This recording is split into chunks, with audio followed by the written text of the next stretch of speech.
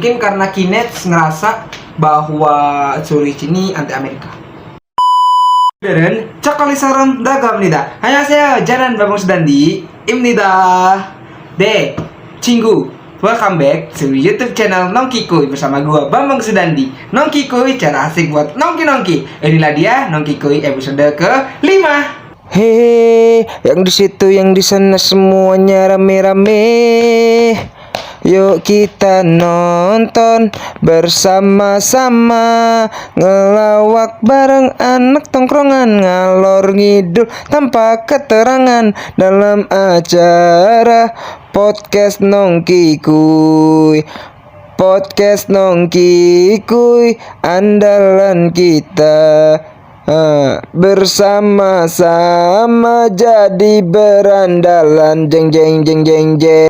Nah guys, kali ini warganet dan anak-anak tongkrongan sedang dihebohkan tentang survival show Planet Gugugu atau Planet 999 atau Planet 999. Nah, buat kalian yang nggak tahu, Planet Gugugu itu adalah survival show di mana 99 kontestan berebut atau memperjuangkan hak mereka untuk debut sebagai anggota girl group baru dengan anggotanya berjumlah 9 orang. Nah, kalian tahu kenapa gua nggak ngikutin atau nggak membuat YouTube channel Planet Gugugu dari awal gitu kan? Karena gua tuh sangat-sangat menikmati Planet Gugugu gitu loh. Jadi gua tuh menunggu aja resultnya itu gimana. Supaya gua tuh bisa kayak nge-share ke kalian bahwa oh, ini loh yang didapetin dari Planet Gugugu. Sekarang, gue ingin ngejelasin tentang kalian pada heboh nggak sih final line up debut di Planet Gugugu? Ya, gue baru nonton nih di Planet Gugugu final episode 12 dan 9 orang yang telah terpilih nih. Gue ucapkan selamat untuk mereka, dan yang belum keterima atau belum lolos menjadi member girl group, gua harap kalian bisa bersinar di agensi lain karena kalian tuh udah di final guys. Jadi otomatis agensi bakal ngelirik kalian, oke? Jangan menyerah, don't give up, keep fighting, oke? Buat Bora, Maya, Suyon, dan Yaning sama Suruichi, pokoknya semangat aja. Gue yakin kalian bisa jadi girl group kok, gue yakin. Dan Wenzi juga nih, Wenzi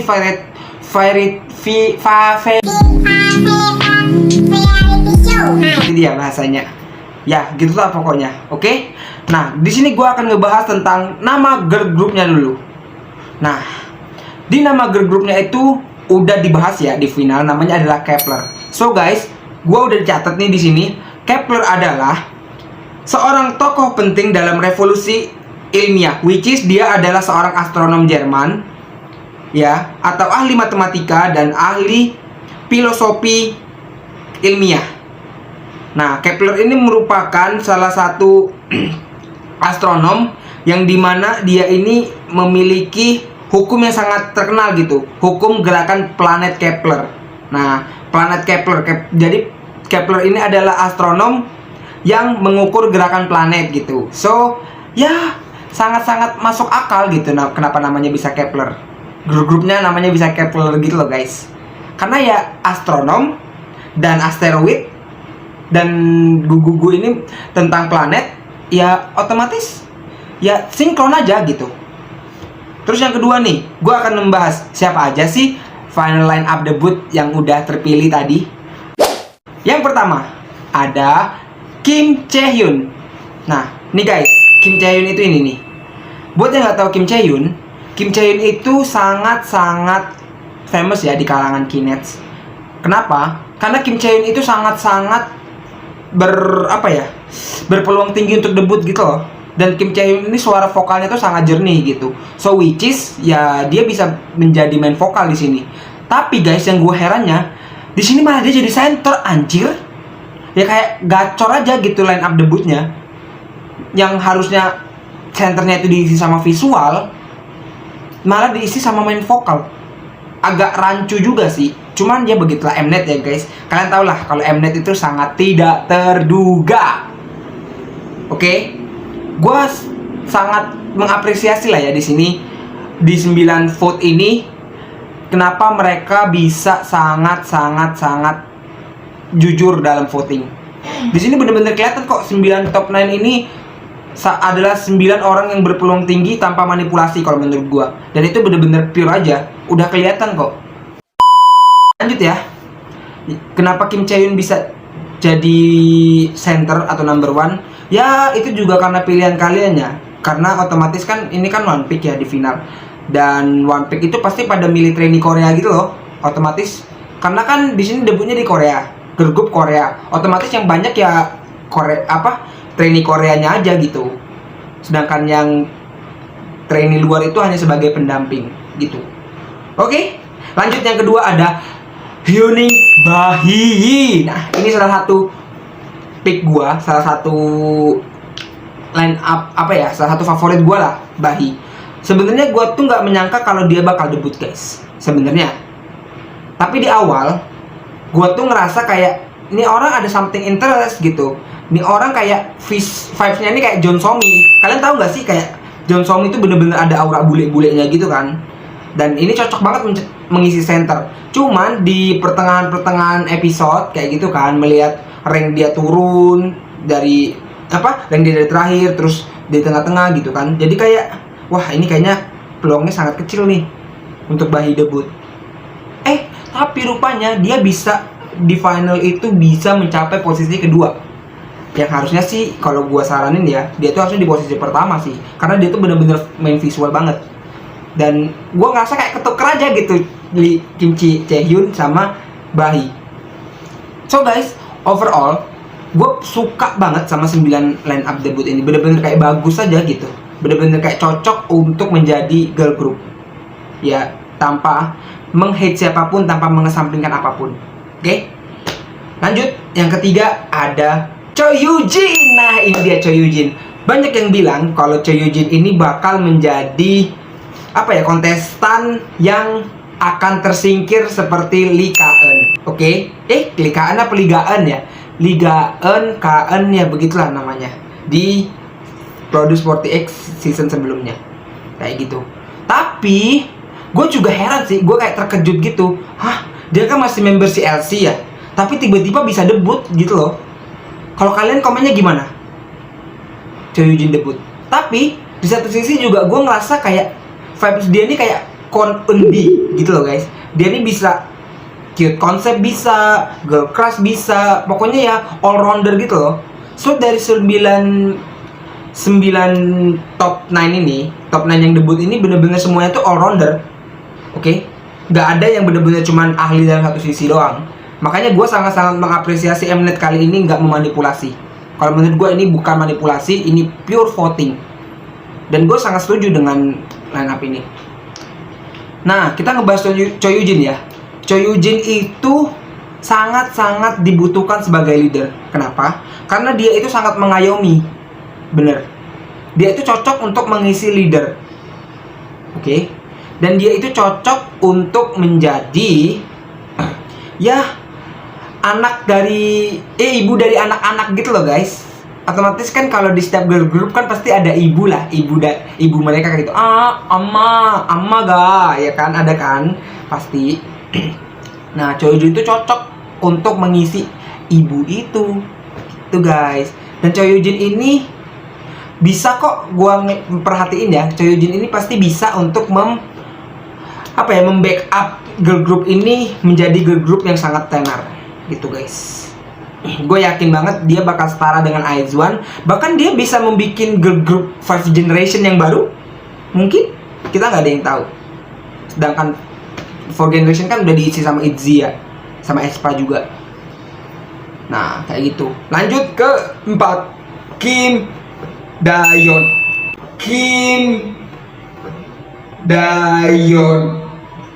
Nah, Kim Dayon ini adalah, ya sebenarnya dia ini bukan pick gua ya, tapi gua itu ngerasa dia ini bakal cocok sebagai main dancer kayak Lee Cheon. Kenapa bisa bilang gitu? Karena ya dia itu ya berpotensi banget gitu loh, sangat skillful. Dan dia juga all rounder gitu, semuanya bisa. Kalian lihat tayangan ini, tayangan es krim, dan kalian lihat tayangan ini ada Snake. Nah, es krim dan Snake ini adalah dua konsep yang berbeda, tapi Dayon bisa eat that all. which is ya dia all rounder gitu loh. Dengan skillful dia, dengan dance dia yang sangat bagus, memukau, visualnya juga nggak main-main. Gua awalnya berpikir bahwa kayaknya si Kim Dahyun bakal jadi yang terakhir deh, kayak Lee Chaeyeon kalau manipulasi ya. Tapi rupanya dia bisa posisi keempat gitu loh. Dan vibes-nya juga seperti Chung Ha gitu. Ya gue sih ngerasa dulu Shuichi ya, cuman kan si Shuichi tereliminasi guys di final. Jadi ya udah kayak gitu. Mungkin karena Kinets ngerasa bahwa Shuichi ini anti Amerika. Ya kayak gitulah pokoknya. Jadi buat Shuichi semangat aja. Gue yakin kok dia bakal bisa debut mungkin di Island. Nah kalau misalnya dia debut di Island, gue yakin banyak banget yang nge-vote dia dan dia bakal jadi center. Atau enggak dia bakal jadi seperti Choi Yujin peringkat ketiga. Gitu. Lanjut, yang kelima ada Song Yong Eun. Nah, Song Yong Eun ini pasti mengisi bagian main rapper, pasti banget. Gak main rapper sih, dia ini kayak asisten rappernya Hikaru gitu. Kalau main rappernya pasti Hikaru. Mungkin dia bakal jadi lead rapper lah gitu lah. Mungkin ya. Karena kan kalau di girl group biasanya kalian nyadar gak sih, baik IZ*ONE, mau Twice, mau Red Velvet, mau ITZY pun sekalian, mereka itu pasti punya rappernya dua. Contoh aja kita ambil kecil itu IZ*ONE. Mereka punya rapper seperti Haewon dan Yena. Iya nggak sih? Dua rapper ini pasti sangat dibutuhkan karena mereka buat saling mengisi. Dan contoh lain ada Twice, yang ada Dahyun dan Cheong. Iya nggak sih? Ya lanjut ada Red Velvet. Nah Red Velvet ini bisa diisi sama Sulgi. Kalau nggak Sulgi, biasanya Iren yang ngisi main rapper. Tapi Red Velvet ini kan karena mereka berlima ya. Kadang juga Yeri sih. Iren juga visual banget kan karena dia leader kan. Mungkin yang ngisi itu ya Yeri, kalau nggak Sulgi. Itu.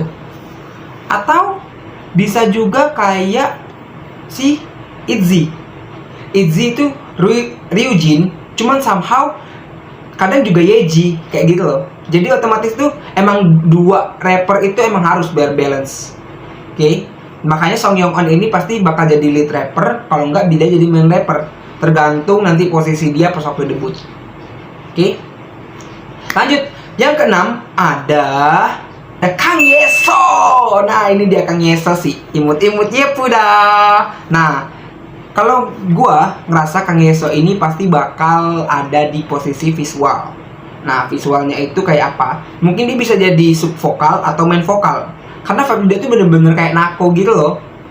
Dan dia bisa mengimbangi sama Chaehyun gitu. Chaehyun kan bakal jadi main vokal, tapi karena dia center, ya kan? Karena dia center dan tidak ada main vokal, kemudian kemungkinan yang bisa jadi main vokal itu adalah Kang Yeso. Kalian percaya nggak? Kalau gue sih agak rada percaya gitu ya. Soalnya Kang Yeso bisa nada-nada tinggi gitu. Iyalah. Pokoknya begitu. Yang ketujuh ada Ezaki Hikaru. Nah, Ezaki Hikaru ini cocok banget untuk menjadi rapper di grup Kepler ini. Karena apa? Karena ya dia itu sangat-sangat skillful. Kalian pernah nggak lihat cuplikan ini? Nah, pas waktu dia di Mumbai ya, kalian pernah ngeliat rap dia gimana? Atau ini? Pas waktu dia nunjukin rapper sebelum audisi. Ya, sebelum audisi episode pertama. Ya kan? Which is ya dia bakal jadi rapper of the group gitu kan. Ya kalau gue sih sangat-sangat yakin ya. Kalau kalian gimana? Komen dong. Nah, kalau misalnya si Hikaru ini nggak bisa jadi rapper, ya nggak mungkin juga sih. Karena posisi yang cocok buat dia itu cuma rapper gitu.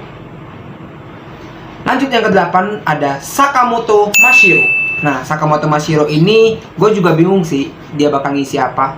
Tapi kalau menurut pandangan gue, dia ini bisa jadi antara leader ya bareng sama Choi Yujin, atau enggak dia bisa jadi main vokal. Dan itu bener-bener ngelihat suaranya yang khas banget nih. Pas waktu kalian Mafia in the Morning, gue sangat yakin bahwa dia bisa jadi main vokal gitu. Bareng Yeso. Tapi kita nggak ada yang tahu ya kedepannya seperti apa. Semoga aja yang terbaik untuk Kepler ini. Lanjut yang ke-9 dan terakhir ada Sun Xiaoting. Nah, Sun Xiaoting ini bener-bener bikin kayak heboh warganet gitu loh. Kenapa guys? Bagi kalian yang nggak tahu, kemarin pas waktu interim check ini dia berada di posisi 16, padahal dia selalu di peringkat pertama. Heran dong, kenapa ya Xiaoting bisa jadi peringkat ke-16? Mungkin karena sistem One Pick kayak gitu yang membuat para Kinect mendukung training dari Korea, sehingga Xiaoting ini dilupakan gitu.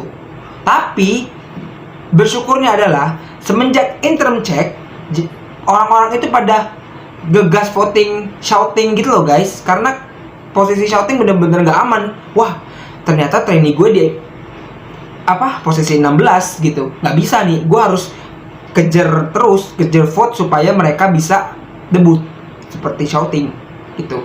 Dan untungnya syukur-syukur alhamdulillah nih Xiaoting bisa berada di posisi 9 dan satu-satunya Chinese group yang mewakili negara Cina. Nah, itu dia 9 trainee dari Girls Planet Gugugu yang dinyatakan debut untuk menjadi member Kep1er. Nih guys, terakhir gue sempat bingung sih sama orang-orang yang tersingkir gitu. Yang pertama ada Kim Soo-yeon. Kim Soo-yeon itu sebenarnya sangat berbakat sih, bener-bener kayak ya dia tuh mukanya cabi lucu gitu. Tapi kan di satu sisi dia girl crush terus kan. Nah, salahnya adalah mungkin juga karena voting juga dia kalah. Tapi juga di satu sisi karena ya nggak switch aja gitu konsepnya sama Kim Soo-yeon. Kalau menurut gue ya, menurut gue pribadi bahwa Soo-yeon itu nggak cocok untuk konsep dari Kep1er gitu, karena Soo-yeon nggak all rounder kalau menurut gua. Kalau kalian gimana? No hujat, no debat, komen aja di bawah. Oke? Dan untuk Suruichi dan Fuyaning, nah jelas mereka bukan all rounder, apalagi Suruichi. Jadi Suruichi ini sangat-sangat girl crush ya, berbeda sekali dengan konsep Kep1er, yang Kep1er ini pengen dua konsep dijadiin satu gitu, kayak first gitu, kayak Aizuan kemarin. Cuman Suruichi kalau jadi imut itu kayak aneh, walaupun vibes-nya kayak Sakura, tapi kalau Sakura itu masih bisa ada sisi imutnya gitu, sedangkan Suruichi ini sangat-sangat badass. Jadi beda banget kayak gitu, kayak jomplang aja kalau misalnya Suruichi debut di Kep1er. Mungkin dia bisa nyoba di Island gitu, karena Island kan dari hype ya, dan hype itu kan otomatis biasanya debutnya itu pasti kayak orang-orang yang girl crush gitu kan. So, good luck lah buat Suruichi. Semoga bisa dilirik sama agensi ya. Kalau Fuyaning, sebenarnya dia all rounder ya dengan muka imutnya. Cuman karena dia terlalu agak sangar nih, agak bedes, jadi kayak aneh aja gitu kalau dia debut di Kep1er lah, salah. Kalau dia debut di Kep1er tuh agak aneh aja menurut gua. Lanjut, ini nih yang paling heboh, Yurina. Guys, kalian tahu kan Yurina itu awalnya di posisi pertama. Tiba-tiba dia jomplang banget turun ke peringkat berapa ya? Gue nggak tahu, nggak disebutin juga tadi kan. Pokoknya turun banget sampai dia nggak bisa debut. Nah, bahkan di peringkat 10 sama 11 aja nggak ada gitu. Agak aneh juga sih. Tapi kalau menurut gue pribadi ya, itu wajar. Karena One Pick, balik lagi ke One Pick. Dan G Group itu udah cukup 2 gitu. Kalau 3 agak berat aja. So, Yurina itu bisa dikatakan KND Produce 48. Oke. Jadi buat Yurina, gue sedih aja sih. Yurina bilang ini adalah kesempatan terakhirnya. Gue nggak tahu apa umur, apa karena apa ya. Tapi gue sadar bahwa Yurina itu sangat berpotensi besar untuk debut di girl group. Gue yakin Suruichi, Fuyaning, Wenze maupun Yurina pasti bakal dilirik sama agensi. Karena mereka punya keunikan masing-masing yang membuat atensinya agensi ini akan melirik mereka gitu loh. Kayak gitu guys. So, menurut kalian gimana? Apakah line up debutnya udah bener? Atau kalian merasa kurang? Atau merasa line up debutnya kacau? Allahu alam ya kalau kayak gitu. Nah, kita doakan saja semoga Kep1er bisa menjadi girl group terbaik dan bisa melebihi Aizwan. Bukan berarti Aizwan jelek, cuman kan ini kan baru ya. Biasanya kan karena era digital pasti semakin ramai dong viewersnya, semakin banyak yang nonton, apalagi ini masih zaman corona. Oke, gua harap kalian bisa terhibur dan sangat-sangat terinspirasi dengan gua, dan gua harap segmen kali ini bisa membuka mata kalian bahwa Mnet gak selamanya manipulasi. Oke, dan ini bener-bener girl group dengan voting yang jujur. Baiklah, itu dia pesan dari gue. Semoga kalian bisa ambil manfaatnya, buang buruknya. Karena kesempurnaan cuma milik Allah Subhanahu wa taala atau Tuhan yang Maha Esa. Ya. Gua Bambang Sudandi. Sampai di sini dulu Nongkikuy episode kelima membahas survival show yang meresahkan ini. Gua harap kalian bisa menonton ini sebijak mungkin, tanpa hate, tanpa war, tanpa perang fandom. Oke? Gua Bambang Sudandi pamit undur diri. Annyeonghaseyo. Mali-mali, sarang hecheseyo. Annyeong. House music.